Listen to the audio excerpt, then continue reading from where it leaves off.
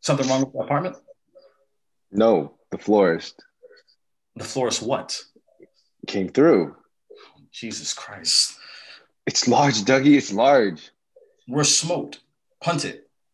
Who else is gonna buy it? You should have thought about that before you kept breaking the guy off of 40 dimes after every job. There's an expectation rate. I'll correct his expectation. Oh, you will. You're done. Yeah, what does it sound like? What? What's that? What's that mean? Way. I'm putting this whole fucking city in my rear view.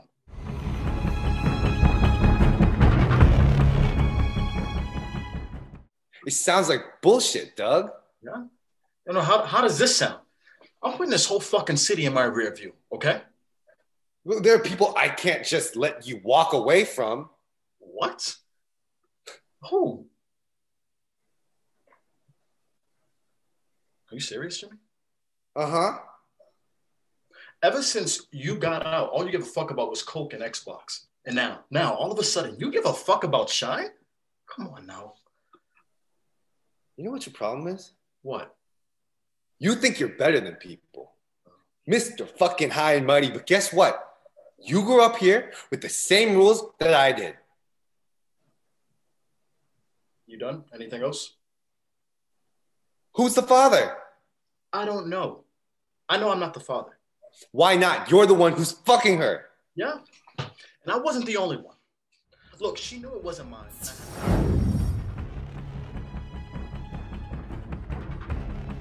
Good.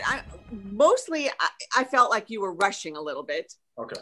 I have, Okay, I'm sorry, I have the tendency. I'm sorry. I know You I do, but the way that you slow down is by using your words more efficiently, right? Is by really making your words mean what they mean, and then you can't say them so fast. Because when you say them so fast, you can't really think about what they mean.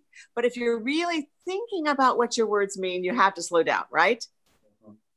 I don't want you to think about slowing down, though. I want you to think about making him understand. Daniel, sometimes you're pushing when you're getting mad, and you're wanting to do it with your body and with your voice. Okay? Like, who is it? You know, rather than, because the thing is, if I say, I hate you, it's not anywhere near as powerful as, oh, I hate you, right? Yeah. It's got to come from the inside, and you can only go as loud as you can feel it. Yeah. So don't let yourself go louder or punch more with your body. You understand what I mean by punching with your body, you know? Yes, I know what you mean. Mm-hmm. Right. You can't do that more than you're feeling. Yeah. Okay. And it's actually better to let that inner seething can be even more to the point. Yeah, probably, for sure. Actually, definitely. Yeah. Now, the last couple of days, I've been sitting around watching movies of the scenes that my students are doing. And I happened to watch this one. I had never seen it before. Oh, you watched The Town? Okay. I watched The Town, and I learned a lot about your characters, and something that I would like to bring up to you just so that you can start to look for things when, and not that you should be watching the movie, but even if you're reading the script or whatever, of really looking into your characters to find out who they really are. Okay. Now, Jem is a murderer. He's much more hardcore. He's younger, sure. He just spent years in prison because he killed somebody for you, Trey. Right? Mm-hmm. He's scary. He's even scary to you because he pulls out his gun all the time. Okay. So that's a whole different energy than I knew about before for your character, Daniel. But here's the deal. He feels he's owed by Doug. Yeah. He feels that he's owed because he spent years in the prison for doing something for him. Okay. And he feels like, hey, I did this for you, man. You got to do this for me. Yeah, you owe me. Okay. Big time. You got to do whatever. Yeah, you owe me. You owe me to stay with my sister, even though she doesn't know who the father of her child is. You owe me. You owe me to not go away and move away. Yeah. Okay. I want to talk a little bit about super objective. We don't usually talk about this because I like you to be involved in what you want from the other person as much as you possibly can. And it's your immediate objective that I want you to be most concerned about. But a super objective, what Stanislavsky calls super objective, is what motivates your life. I think that Jem's whole idea is he's got to get what's owed to him. Life owes him. Life sucks and it's been horrible to him, and life owes him something. That's why it's okay for him to go take money. It's okay for him to shoot people. It's okay for him to do everything because he's got to get what's owed him. Now, Doug is completely different because he was abandoned as a child. It turns out because his mother left. And so his whole motivation, his super objective in life is to find the love of his mother that he lost when his mother disappeared. And he just wants to be loved. Okay. So when he finds this woman that he thinks is a possibility for him to change his life and to have real love and to have someone who really cares about him, that becomes so primary to him that he doesn't care about anything else. I just want this woman. I just need to get out of here so I can have this love in my life. Is this making sense to you? Now, do you see the really big dichotomy between the two of them? Yeah. Yeah. Okay. So you're sitting there upset with each other. Well, sure. Because Trey, you're like, you can't keep me away from the love of my life. I got to get out of here. I can't do that because I got to be with the love of my life. Right. And Jem, you're going, you can't leave me because you owe me. Life owes me. I need to get what's coming to me. Does that make sense to you guys? Yeah. It's like the bigger picture of my life, you're saying.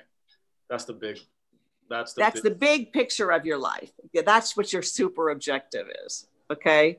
Your objective in the scene is to say, I don't want to do this anymore. Right. I'm getting out of here. I don't want to have anything to do with it. I'm going to try to make it good for you. I'll try to give you what you need. But the big picture is because I want to be with the love of my life. Right. Yeah, I think I found love, somebody that will actually love me. Somebody that will actually love me, somebody that will make me feel the love that I missed when I lost my mother. And his father talks about how he told him that, she's around here somewhere. She's just gone. And so he's been looking for her his whole life since he's been a little kid. And the father said, I never would have told you that if I knew you were never going to stop looking for her. But you're still looking for her to find somebody else who can replace her, right?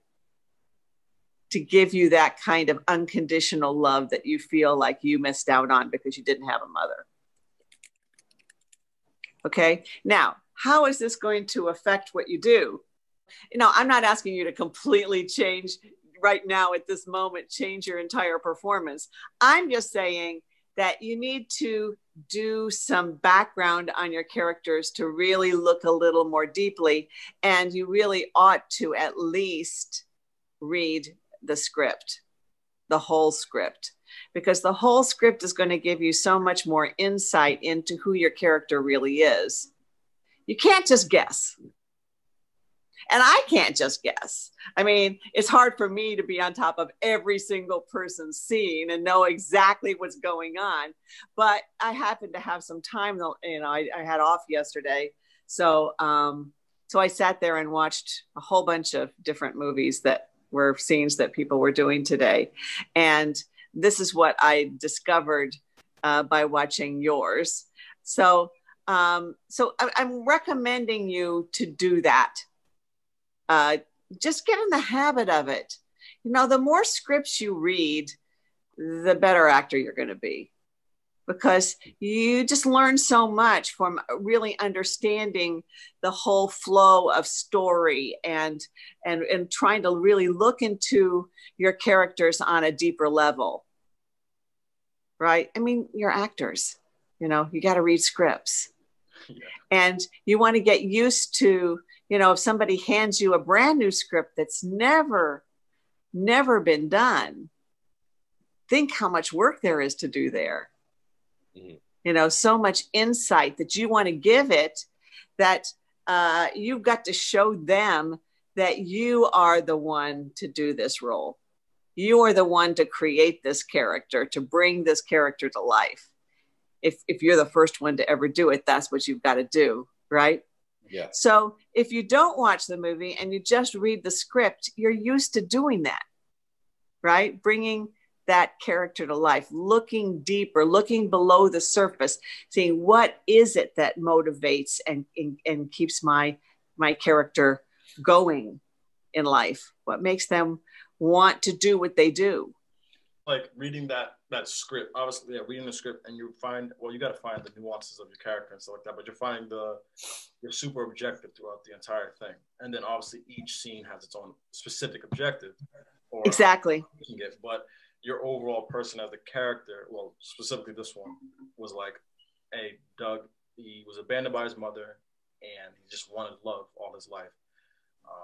And now that, essentially, well, later on, he essentially finds one, and now he wants to escape with that love because... Yeah, he wants to be worthy of love too. He wants to be a good person, right? Mm-hmm. I mean, there really are two different kinds of people in the world. There's people who want to be good, and there's people who don't give a shit, right? Huh? I don't give a shit. Jem doesn't. No, because if you don't get them, they're going to get you, mm-hmm. Right? Yeah. And I don't want you to judge him for that. That's just the way he believes life is. Look, I'm smarter than you're smarter than Doug. Oh yeah. Because you see the way life is. Life sucks. And if you don't, shoot that guy, he's going to shoot you. Mm. If you don't demand getting what you want, then they're going to steal from you. Right? That's the way you see the world. That's the way your character sees the world. And so understanding your character's perspective is so important, because otherwise, how do you know how to think? We talked last week about how important it is to think the thoughts of your character, right? To always be thinking the thoughts of your character and always be talking to the other person with your thoughts. Now, how do you know what to say if you don't know your character so well? Mm-hmm. Because your character is always talking from their perspective, the way they see life. Yeah, because if you're not, you're basically just guessing. Right. Or you're just thinking the way you would. Yeah. And you are not your character, right? You had a completely different, experience growing up, and different parents and different everything, right? Mm-hmm. So you can't just think the way you think. You have to figure out the way your character thinks so that you can let them think. You got to let your character do the thinking. I was more so thinking of Jimmy, like what he's done, like how erratic and how hot-headed he is. And, obviously he's a hothead, and I obviously don't want to get into, start trying to kill my best friend or him doing the vice versa right now. But I know that I have to get away from the situation, and I'm trying to keep things at a point kind of tame, but, I can only do so much. He's pushing my buttons kind of. And, right. And the thing is, you do feel that you owe him something, mm-hmm. because he did go to jail. I mean, Daniel's not really old enough to have been in jail for as long as Jem was. But Jem was in jail for 9 years. Yeah, about 10. Okay. So, we can't have you in jail that long, because then you would have been a child probably. Jimmy, something wrong with the apartment? Florist. Florist what? He came through. Jesus Christ. It's large. What's smoked? On it. There's an expectation. Yeah? And I'll correct his expectation. You will. Stop you for a second. Daniel, when you finish saying a line, do you keep thinking it? Could you keep thinking? Do you keep talking? No, not that time. No.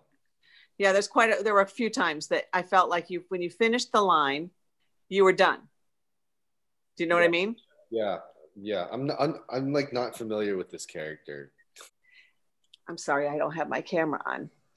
If he's talking to you and there's dead space there, you've got to fill it with thoughts. Otherwise, you're just here saying you grew up with the same rules I did. And then you're just frozen, listening. But you've got to keep talking. You grew up with the same rules I did, you asshole. You think you're so good. And we're all poor. We're all things. And you got to go off and be some big high and mighty guy. You've got to keep thinking. You understand what I mean? Yeah. And that has to happen on every single line you say. Okay? Mm-hmm. So not knowing your character is just a matter. I just told you about your character, right? So how does he think? He thinks like it's just, if you even go to all the time, it's not fair. You owe me. You think you're so much better than me? I'm the one that had to stay in jail. Okay? You've got to be thinking that stuff. Okay? Whenever you're saying anything and whenever you're thinking anything. And you can't have any blank spots in your mind. Okay. You understand what I mean? Yes, I know what you mean. I know I wasn't doing it too when you're talking. Okay, good. So let's just see if we can keep it all full. Let's try again. Here we go.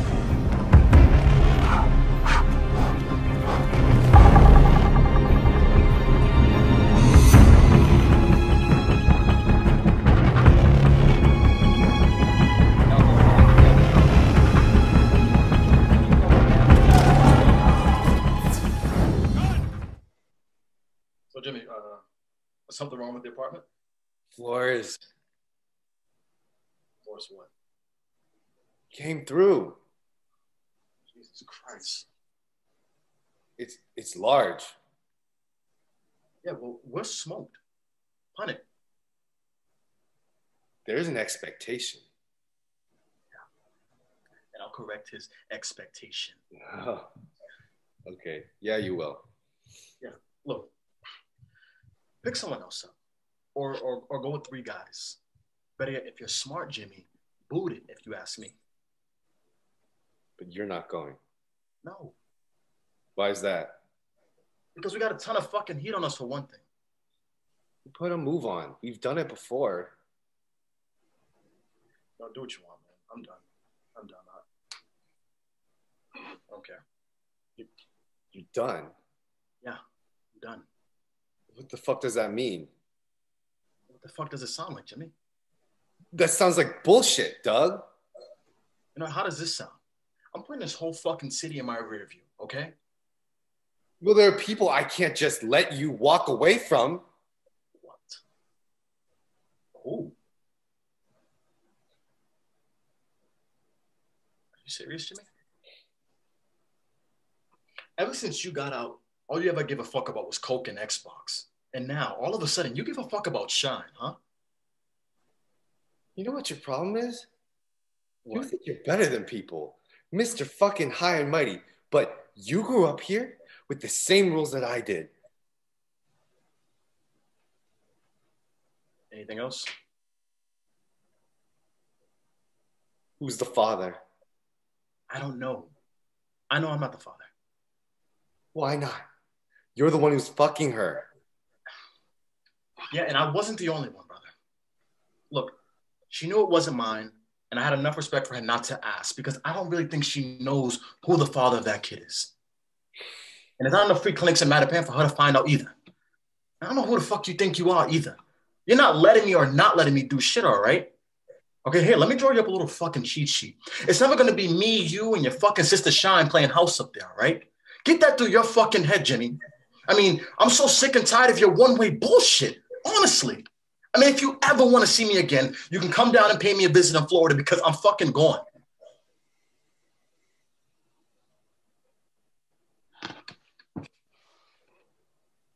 All right. That was so much better, wasn't it, Daniel? I am out of here, man. I'm gone. Wasn't that better? I was thinking the entire time. Yeah. I know. That, you know what that's called? Acting. That's what it is. That's called acting. Because when you stop thinking, you're yourself. You're not your character anymore. And did you feel like your character the whole time? I did much more. Yeah. Good. Good. There's been a whole lot of good work here from both of you. I feel like it's been a hell of a change compared to the first week we did it. Yeah, it really has. Especially even with this new. I remember. What was it? I remember you were saying something I think it was last week or the week before. You were saying that as actors, you know, we have to be able to pivot on the fly when a director gives us like a new thought or a new direction. This is invaluable experience. Mm-hmm. This is why you're in class, to get thrown things. Yeah. Sure. Because that's what real life is as an actor, isn't it? Mm-hmm. You know, they can rewrite the whole script and throw it to you in the morning. Yeah. It happens, and it can change your whole way of looking at the character. Yeah. So you need to be ready for anything. You need to not be afraid. You know, like a natural reaction is what Daniel, you just did. It's like, now I don't know this character. You totally made me confused now. You know, I don't know who he is. I knew who he was when I started, but I don't know now because of what you just said to me. But you need to be able to jump on that wagon and go, okay, now I know this character. Now I know, you know, just to start, because you did it. You did it, didn't you? I did. It felt way different. So different. Yeah. Right. Yeah, definitely. Yeah, for sure, it felt different. I think the first couple of weeks I was doing it, I tried to be like Ben Affleck, but then obviously I can't. That's here's one rule. Here's one rule for acting in general. Yeah. Never act like Ben Affleck. Yeah, definitely not.